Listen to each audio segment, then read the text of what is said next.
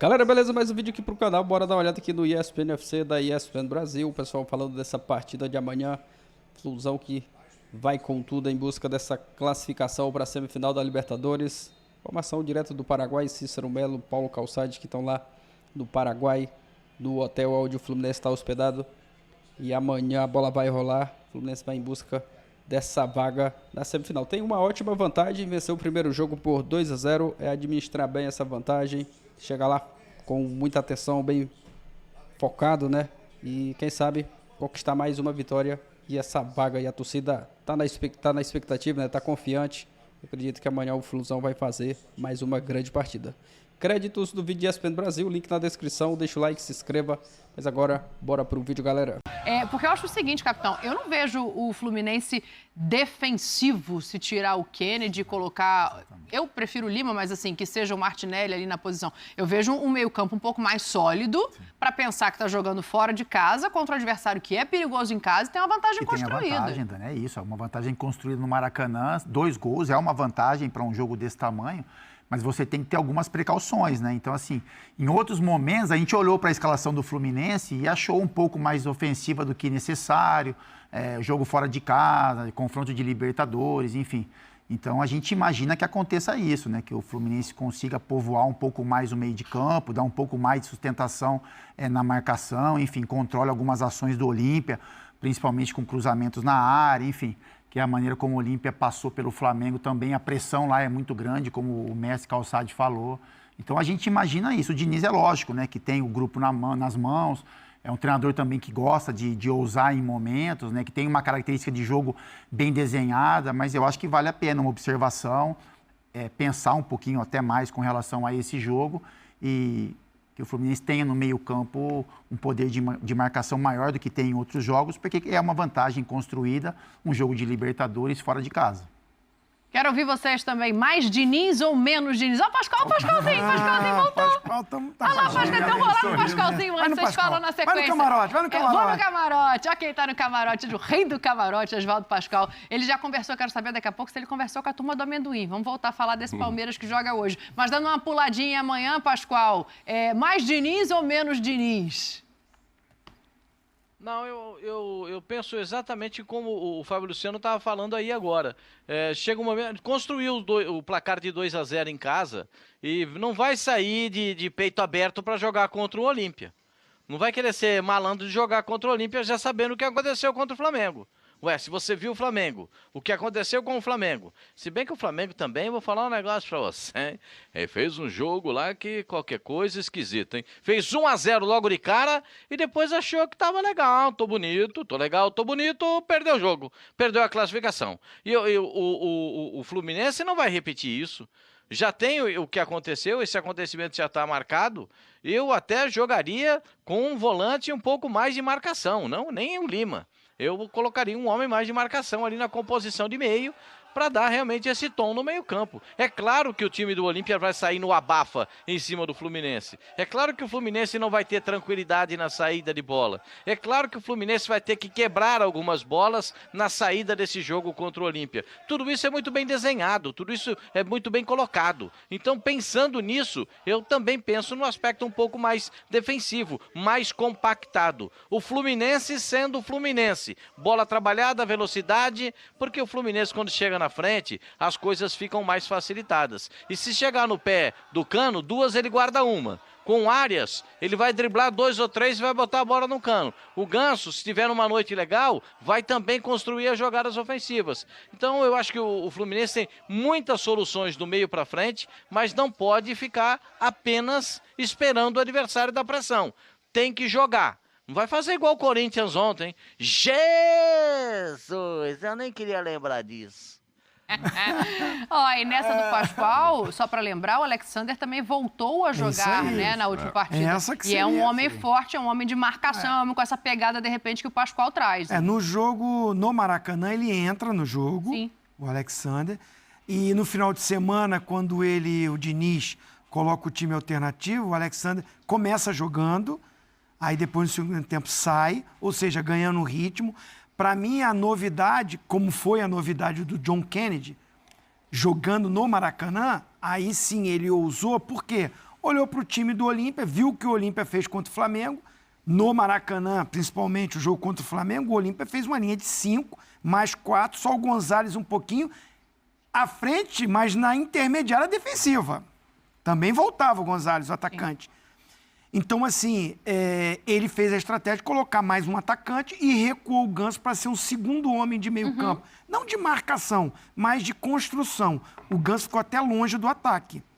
Dificultou um pouco a chegada do Ganso. É que o Keno fez um jogo no Maracanã espetacular. O Keno fez o Cano fez gol, legal, né? É o cara ali da definição, Tinha né? gente querendo levar ele até para a seleção no lugar do Vinícius Júnior. Teve campanha. Então, assim, o Keno, para mim, arrebentou, participou dos lances de gol, foi fundamental. A gente tá vendo aí as jogadas dele, né? Ele chegando sempre. Então, assim, eu vejo que para esse jogo, que não acredito de um Olímpia lá atrás, vai ser um Olímpia tentando propor o jogo. O Tique, meu parceiro, o Tique Arce, né, treinador do Olímpia, vai adiantar mais. A gente vai ver um Ortiz, deve voltar ao time, não sei, porque ele não jogou.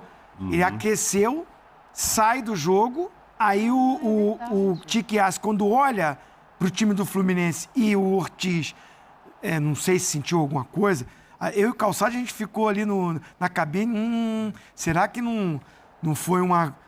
sente aí, sai, vou meter mais um zagueiro. Aí ele colocou mais um zagueiro mesmo, o Tique. Não acredito que ele vai vir com 3 zagueiros, Capita.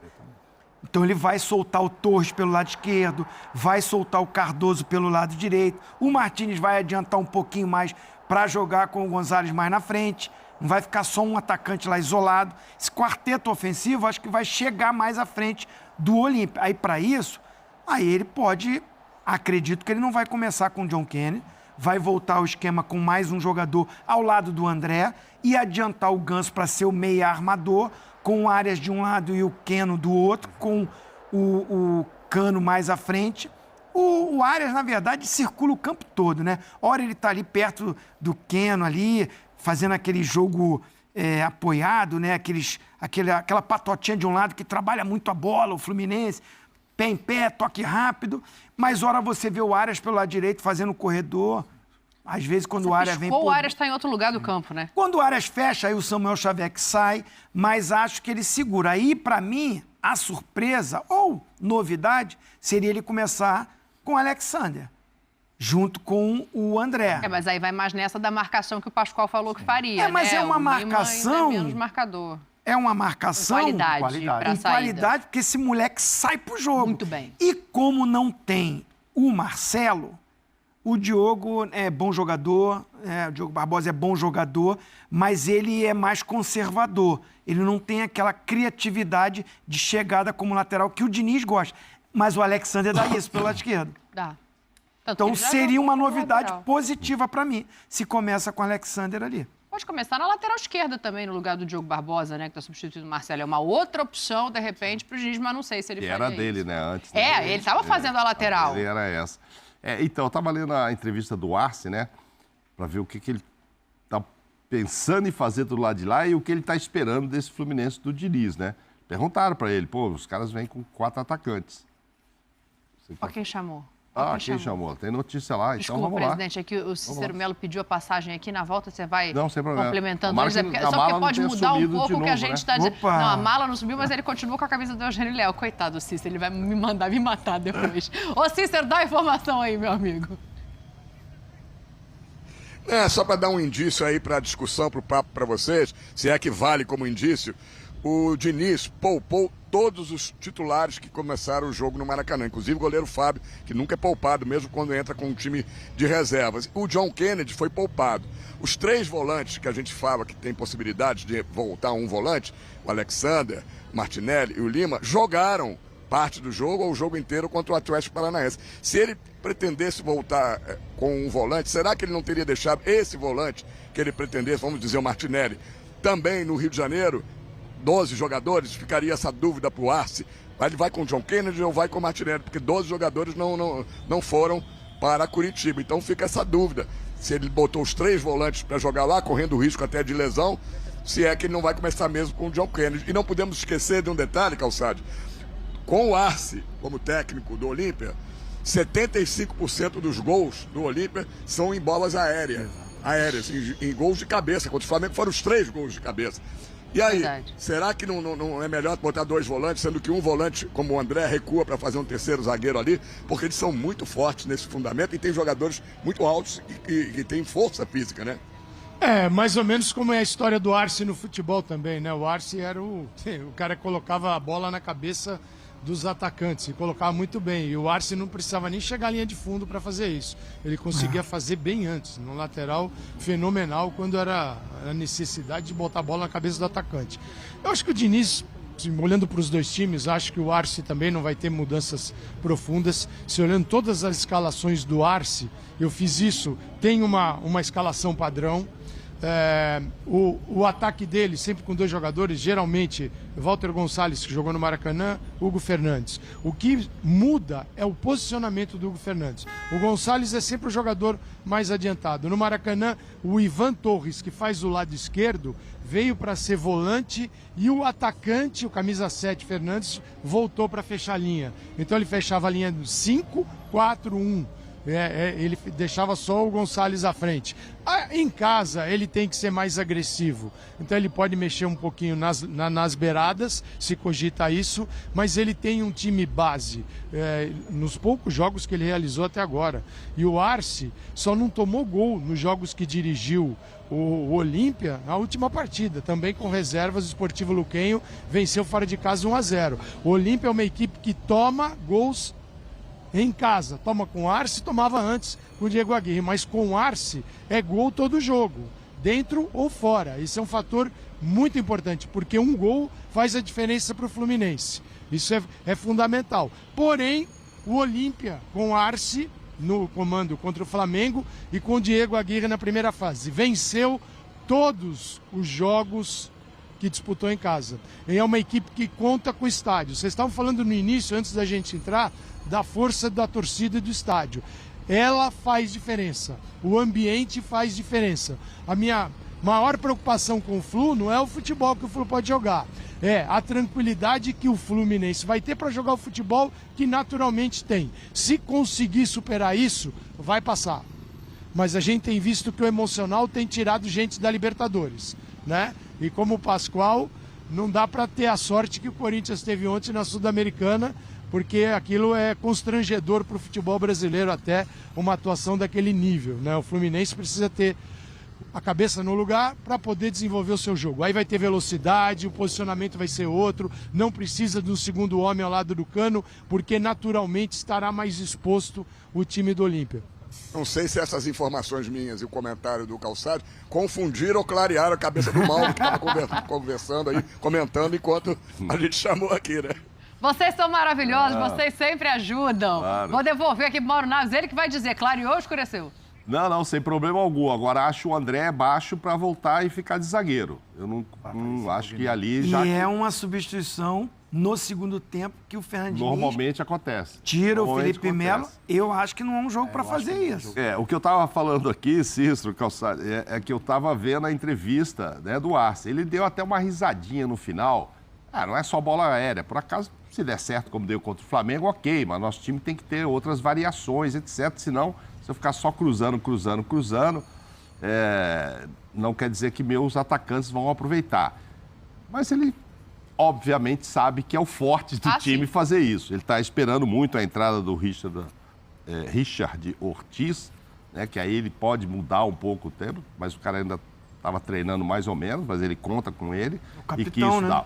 E ele disse, e Cícero Calçado, amigo, uma coisa que também acho natural. Ele falou, o Fluminense é tão forte quanto o Flamengo ou mais. Como ele já passou pelo Flamengo, é natural que ele fale que agora tem uma pedreira igual coletivamente e tal. Hoje, o Fluminense é mais forte do que o Flamengo. E com relação ao Keno que você disse, eu defenderia sim ele na seleção brasileira. Eu ouvi isso ali nos bastidores, no lugar do Vinícius, mas acho que, uma vez que já levou o André e o Nino... foi o Rafinha, né? Levar um outro e tal seria meio complicado, mas pelo que o Keno jogou essa última partida, como o Zinho está dizendo, não seria estranho que ele fosse não, mas não caberia.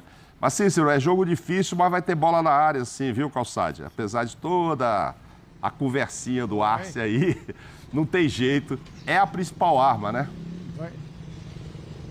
E vai ter pelo seguinte, a gente acompanhou muito de perto no Maracanã, Cícero estava lá. Tecnicamente falando, qualidade, o time do Olímpia é de mediano para baixo. Não são grandes jogadores. O que o Olímpia conta aqui, em casa, é com a pressão do ambiente, do estádio, uma intensidade, uma energia, uma vontade de jogar. Então, o que o Flu, primeira missão do Flu, igualar a Olímpia, se igualar na pegada. Não dá para ficar tomando pressão, assistindo o adversário, sufoco. Então, se o Fluminense tiver essa pegada, no mesmo nível do Olímpia, aí o que vai sobressair? A qualidade técnica, porque ela é muito superior ao Olímpia. A gente viu isso no Maracanã, os caras esticavam bola pro Walter Gonçalves para dominar a bola, era uma dificuldade. Então, calma, em termos de qualidade é muito superior. Só que um mata-mata não se decide só na qualidade. Qualidade legal, valeu, mas longe de ser assim, o fator único para análise ter ou não ter. Não, quem tem, tá bem. Agora, se não tiver desejo, o comportamento, não vai rolar. E aqui eles são terríveis, terríveis. Dani, é um tabuleiro de xadrez. Antes do jogo é um tabuleiro de xadrez. Com toda certeza. Amigos, vou deixar um beijo aqui para vocês, um bom descanso até amanhã. A gente volta a se falar. Tá aí, galera, o torcedor do Fluminense está na expectativa para essa partida de amanhã. O Fluminense vai em busca da classificação para a semifinal da Libertadores. Tem uma ótima vantagem, venceu por 2-0. Informações aí direto do Paraguai, Cícero Melo, Paulo Calçade. Eles que estão lá no hotel onde o Fluminense está hospedado. E amanhã, às 21h30, a bola rola para Fluminense e Olímpia e Fluminense, lá no Defensores del Chaco, no Paraguai. E o Flusão vai em busca dessa classificação para a semifinal da Libertadores. Concordo com o que o pessoal falou aí no vídeo. Fluminense diz que não vai chegar lá de peito aberto, partir para cima, até porque está com uma vantagem. Quem tem que propor o jogo vai ser o Olímpia. O Fluminense vai observar ali o jogo nos primeiros, acredito que nos primeiros minutos, segurar a pressão ali nos primeiros minutos e depois, quem sabe, controlar a partida, vencer mais uma vez o Olímpia. A gente sabe que não vai ser um jogo fácil. O time do Olímpia é um time forte jogando em casa. Eles que vão aproveitar, né, a atmosfera lá do estádio, a força da torcida. Mas o Flusão está preparado e está ciente do que vai enfrentar, né? Um jogo com muitas dificuldades. O Olímpia é forte, mas o Flusão pode chegar lá, fazer uma ótima partida e conquistar, quem sabe, né, mais uma vitória e essa vaga aí para a semifinal da Libertadores. Como foi citado aí pelo Cícero Melo, 75% dos gols do Olímpia são de bola aérea. Então o Fluminense tem que entrar com muita atenção aí, com muito cuidado nessas jogadas de bola aérea. Mas entrar focado, com muita atenção e, quem sabe, né, conquistar mais uma vitória. Você que é torcedor do Flusão, que está confiante, que acredita na classificação, em mais uma vitória amanhã, né? Deixa o like no vídeo, se inscreve, ativa o sino para estar recebendo todas as informações, todas as notícias do Flusão. Você se inscrevendo e ativando o sino, o YouTube vai recomendar, vai notificar todas as vezes que postar vídeo. Deixa seu palpite também nos comentários, deixa o like para estar fortalecendo. Valeu, galera, e até a próxima.